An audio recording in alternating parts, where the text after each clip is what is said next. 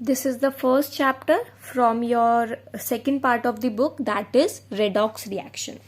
So if we talk about redox reaction, starting के सारे topics इसमें आएंगे. आपका क्लासिकल आइडिया कवर अप हमें करना है.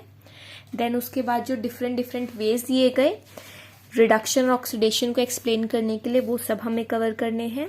Oxidation number, rules to calculate oxidation number, then types of redox reactions, fractional oxidation number, balancing of redox reaction बहुत important topic है. दोनों मेथड्स इंपॉर्टेंट है.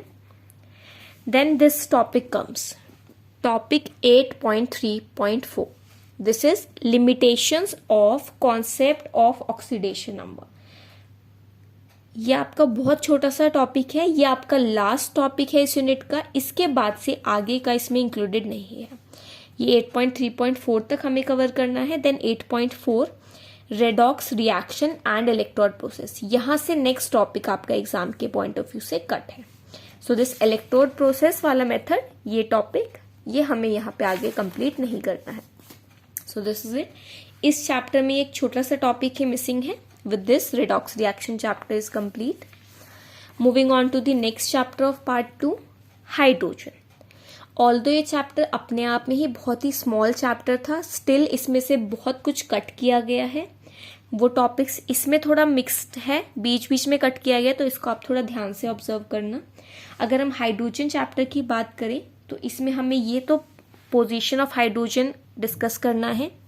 देन डाई हाइड्रोजन का अकरेंस और isotopes भी डिस्कस करना है. But if we move on to the next topic, preparation of dihydrogen. बच्चे ये टॉपिक प्रिपरेशन हमें स्टडी नहीं करना है.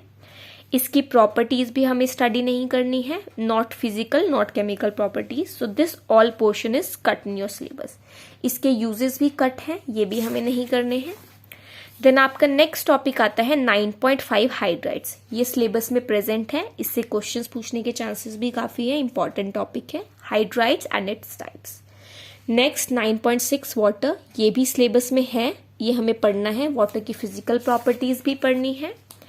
स्ट्रक्चर ऑफ वाटर भी इंपॉर्टेंट है. स्ट्रक्चर ऑफ आइस भी इंपॉर्टेंट है. Then chemical properties of water भी इंपॉर्टेंट है. बट इससे नेक्स्ट टॉपिक जो है, this topic 9.6.5, that is hard and soft water. बच्चों ये टॉपिक हमारे सिलेबस में इंक्लूडेड नहीं है, अभी के लिए कट कर दिया है सीबीएसई ने. So this method of permanent and temporary hardness, ये हमें नहीं करना है. Next topic 9.7 hydrogen peroxide H2O2. ये भी हमें नहीं पढ़ना है, ना ही इसकी प्रिपरेशन, ना ही properties and not its uses. ये structure, properties, storage uses, none of this is coming in your exam. Next topic 9.8, although बहुत स्मॉल टॉपिक है, हैवी वाटर, बट ये आपके एग्जाम में पूछा गया है. Then 9.9 dihydrogen as a fuel. ये भी आपके सिलेबस में इंक्लूडेड है. सो आपको यहाँ पे क्या क्या रिमूव किया गया है? Preparation, properties and uses of dihydrogen, hard and soft water, then temporary and permanent hardness of water and hydrogen peroxide के बारे में. ये सब टॉपिक्स हैं जो कट किए गए हैं. With this our hydrogen syllabus is clear now. कौन कौन से टॉपिक रिमूव्ड हैं. अब आते हैं हमारे लास्ट चैप्टर पे, टर्म 1 के, which is organic chemistry, its basic principle and techniques.